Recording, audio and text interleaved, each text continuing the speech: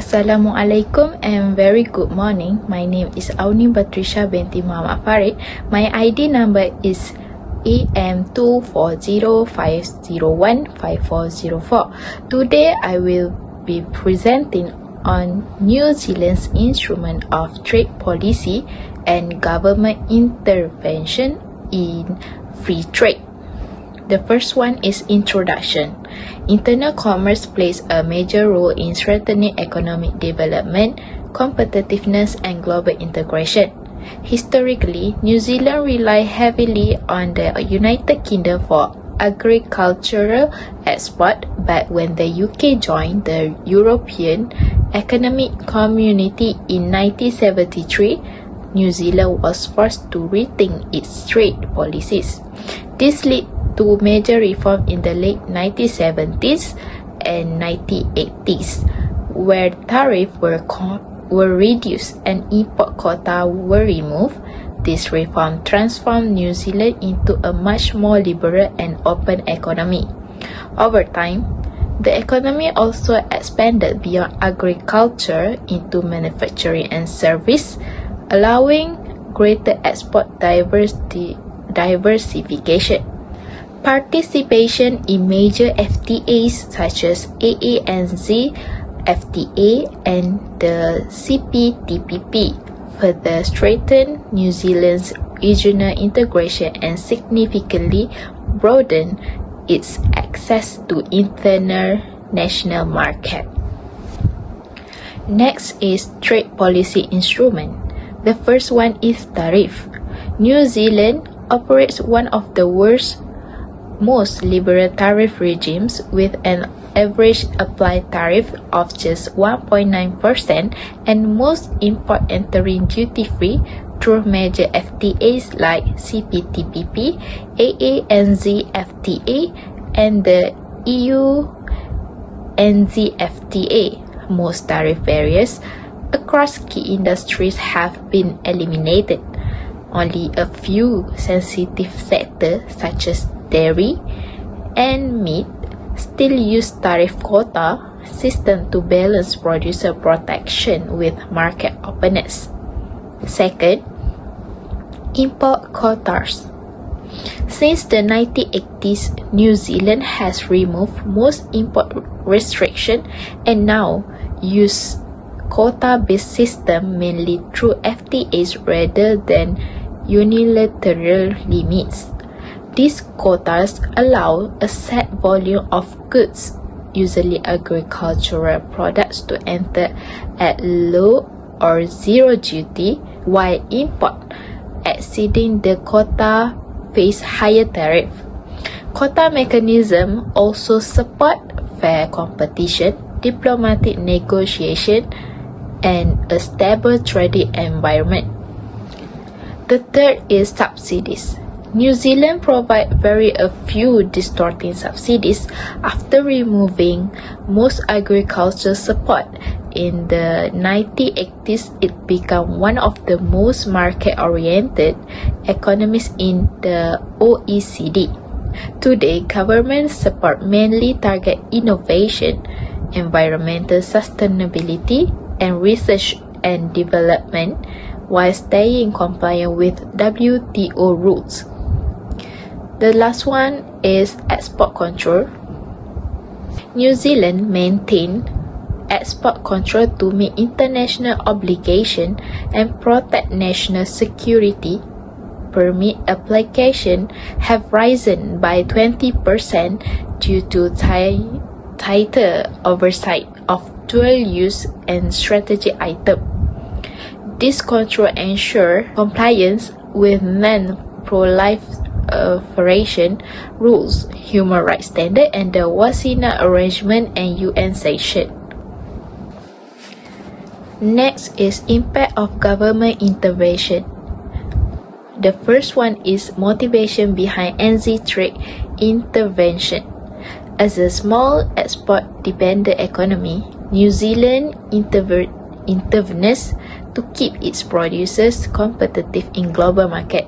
Government initiatives such as R&D, investment, infrastructure development, and agriculture support help increase export capacity and promote value-added production.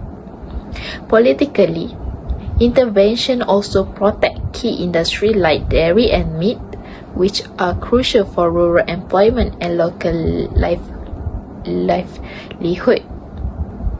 This action reflects economic theories like the infant industry argument and strategic trade theory. Next, implication for internal relations. New Zealand used FTA such as the EU-NZ and CPTPP to expand market access. Particularly for dairy export, this agreement also strengthened diplomatic relationships and long-term trade ties because New Zealand relies on transparent and rule-based initiative. It is seen as a reliable trading partner, attracting foreign investment and boosting investor confidence. Next is WTO compliance and trade dispute. New Zealand is strongly committed to the WTO framework. It follows made regulation closely and engage constructively in dispute resolution. Its intervention remained WTO compliant with only limited subsidies and sustainability-focused support. This compliance strengthened New Zealand's global reputation, improved market access, and reduced the risk of retaliatory tariff.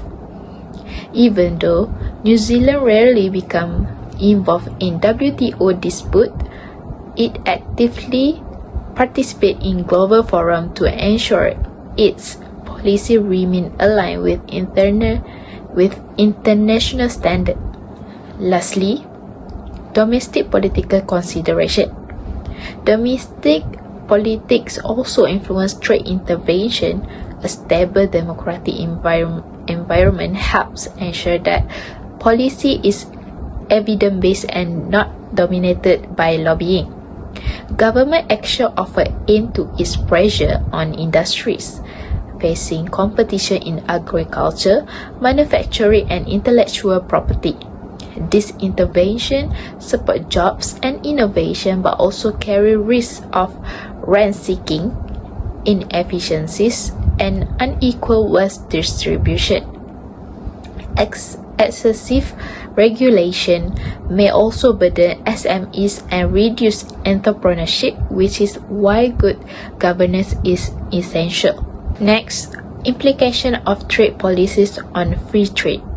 The first one is complete with free trade principles.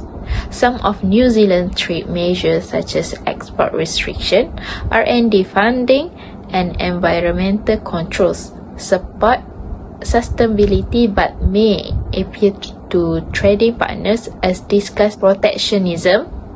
While these measures improve environmental protection and product standard, they may reduce competitiveness and slow multilateral trade negotiation. Second, effect on domestic market.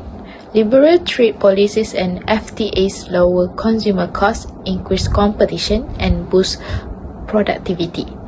However, import liberalization can displace local product, threaten jobs in traditional sector, and create challenge for SMEs.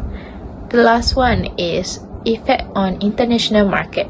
Through FTAs, New Zealand strengthens its global reputation, expands market access, and promotes fair trade standards, but strict measures such as biosecurity rules may act as non-tariff barriers for some trading partners, especially in emerging economies.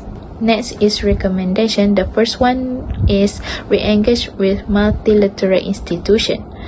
Continue active participation in WTO and APEC reforms to maintain stable and rules-based global trade. Second, adopt targeted and transparent measures. Ensure export limits, sustainability rules, and sectoral support and are evidence-based, time-bound, and transparent. The third one, expand Trade Adjustment Assistance (TAA), provide returning and support for workers displaced by trade to make liberalization socially sustainable.